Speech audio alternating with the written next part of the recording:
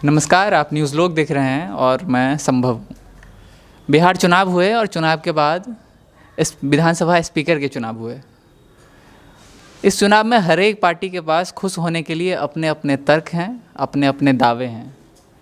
RJD खुश है क्योंकि उन्होंने अपने विधायक की संख्या दुरुस्त की। बीजेपी खुश है क्योंकि 15 साल के एंटी इनकम्बेंसी के बाद भी वो अपनी सरकार बचाने में कामयाब रही। और नीतीश कुमार खुश हैं कि वो दोबारा मुख्यमंत्री बन गए हैं। लेफ्ट पार्टियां खुश है कि उनका पुनरुत्थान हुआ है। पर दो पार्टी हैं जिनके पास बिहार चुनाव में खुश होने के लिए, दावे करने के लिए और लोगों को बताने के लिए कुछ नहीं है सिवाय निराशा के। बिहार में दो पार्टियां हैं, कांग्रेस और एलजेपी। कहाँ चूक हुई कांग्रेस से, या फिर कहाँ पे चूक होती आ रही है कांग्रेस से? क्योंकि लंबे समय हो गए हैं, क्योंकि कर्नाटक, मध्य प्रदेश, राजस्थान और छत्तीसगढ़ के बाद ऐसा लगा था कि कांग्रेस वापसी कर रही है। राहुल गांधी के नेतृत्व में ऐसा लग रहा था कि वो अधिक मैच्योर होकर वापस आए हैं, लेकिन 19 के चुनाव के बाद से वापस हालत वही होती जा रही है। राहुल गांधी जी वापस गए, फिर वापस सोनिया गांधी आई, अब फिर से हो रहा है कि बदलाव होगा। बदलाव किनके लिए होगा और किनके साथ होगा? गलती कहाँ हो रही है? अगर पिछले चुनावों को देखें कांग्रेस का, जो राजस्थान, छत्तीसगढ़ और मध्य प्रदेश, छत्तीसगढ़ में काफ़ी साल से बीजेपी की सरकार थी तो एंटी इनकम्बेंसी भी थी। वहाँ नक्सलाइट का एक मुद्दा था, नक्सली। दूसरा, मध्य प्रदेश में कमलनाथ काफ़ी अच्छा स्ट्रेटजी बनाते हैं। कमलनाथ थे, ज्योतिरादित्य सिंधिया थे। राजस्थान में सचिन पायलट ने रूट लेवल पे, ग्राउंड लेवल पे काफ़ी अच्छा काम किया था। तो वो अगर जीत को देखते हैं तो वो टुकड़ों में अलग अलग जीत थी, अलग अलग लोगों की जीत थी, ना कि कांग्रेस पार्टी की जीत थी। पर उनके नेतृत्व में लड़ा गया था और पार्टी तो कम से कम क्लेम करती थी। पर 19 के बाद क्या हुआ? क्या वो ग्राउंड वर्कर, जो फुट्स ऑन द ग्राउंड होते हैं, बूट्स ऑन द ग्राउंड होते हैं, वो कहाँ पे, क्या समन्वय नहीं हो पा रहा है ओल्ड गार्ड और जो यंग टर्क्स है, जैसा कि महाराष्ट्र में और उसके बाद तो ज्योतिरादित्य सिंधिया का जो पूरा प्रकरण हुआ उसके बाद जो लग रहा है? देखिए, जब कार्यकर्ताओं में खासकर जब हताशा की स्थिति होती है तो वो शीर्ष पर देखता है कि आपका शीर्ष नेतृत्व कितना काबिल है और कितना सक्षम है। समस्या क्या है कि कांग्रेस के अंदर से आवाज़ें उठ रही हैं कि चुनाव होना चाहिए, इंटरनल चुनाव, वहाँ नहीं हो रहा है। और कांग्रेस में हमेशा से शुरू से ही ये चलन रहा है कि रिस्पॉन्सिबिलिटी जो होती है वो शीर्ष नेतृत्व को नहीं दी जाती है। दूसरे लोग होते हैं जो आके अपना कंधा लगाते हैं कि अच्छा ये हार मेरी वजह से है, और जीत का श्रेय किसी और को दिया जाता है। तो जब शीर्ष नेतृत्व का जो पद है वो खाली है, राहुल गांधी ने जब छोड़ा अध्यक्ष का पद और इंटरिम अध्यक्षा हैं सोनिया गांधी, स्वास्थ्य भी सही नहीं है। बिहार में ना तो राजस्थान वाली कुछ स्थिति थी कि सचिन पायलट का कोई चेहरा हो, उस तरह से ज़मीन पर काम करने वाला कोई नेता हो, ना कार्यकर्ता थे।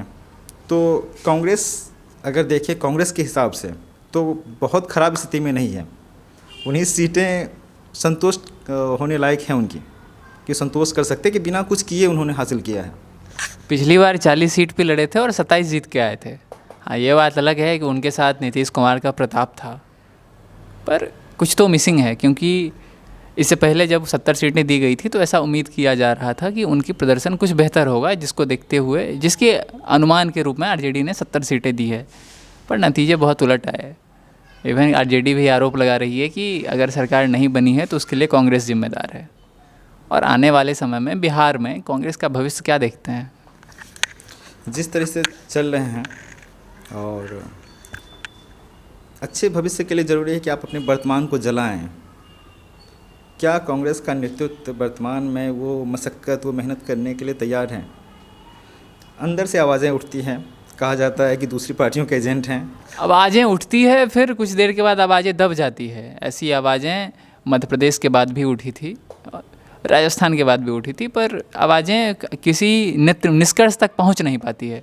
उसका कारण है कि कांग्रेस की धुरी हमेशा से रही है गांधी परिवार, और गांधी परिवार के खिलाफ आवाज़ बुलंद करते हुए जब आप शीर्ष नेतृत्व पर आवाज़ उठाते हैं और शीर्ष पद पर बैठा हुआ कोई गांधी परिवार का व्यक्ति हो, तो आवाज़ बहुत ज़्यादा मुखर नहीं हो सकती है लंबे समय तक। उसका एक वजह भी है, कांग्रेस पार्टी के लिए एक सबक है। क्योंकि जब जब कोई और अध्यक्ष बने हैं, चाहे वो सीताराम केसरी हों या फिर जब नरसिम्हा राव इवन सत्ता में आए थे तब भी कांग्रेस बटी है, बहुत सारे गुट बन जाते हैं, बहुत सारे पावर सेंटर बन जाते हैं।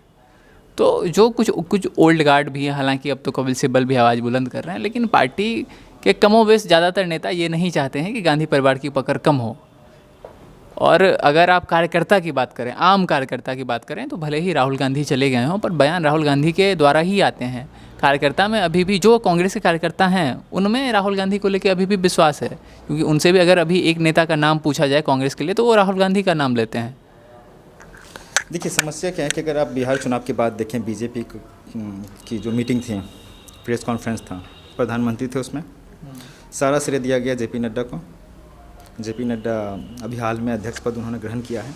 बिहार चुनाव को अगर आप देखें तो भूपेंद्र यादव को काफ़ी हद तक श्रेय दिया गया है। ज़रूरी नहीं है कि शीर्ष नेतृत्व ही सारे काम करें, आप दूसरे लोगों को भी आगे बढ़ा सकते हैं, उन्हें जिम्मेवारियां दे सकते हैं और साथ साथ श्रेय दे सकते हैं। समस्या तब होती है जब आप किसी नए व्यक्ति को इसलिए नहीं लाना चाहते हैं कि किसी का कद आपसे बड़ा हो जाए, और जब तक आप उस ठोस नतीजे पर नहीं पहुंचेंगे कि आप इस वर्तमान को थोड़ा जलाएं, कुछ लोगों को जो कर सकते हैं, बेहतर कर सकते हैं, उन्हें आगे लाएं। भविष्य तो हमेशा वर्तमान पर टिका होता है। अगर वर्तमान कुछ नहीं है तो भविष्य से ज़्यादा आशाएं नहीं रखी जा सकती हैं।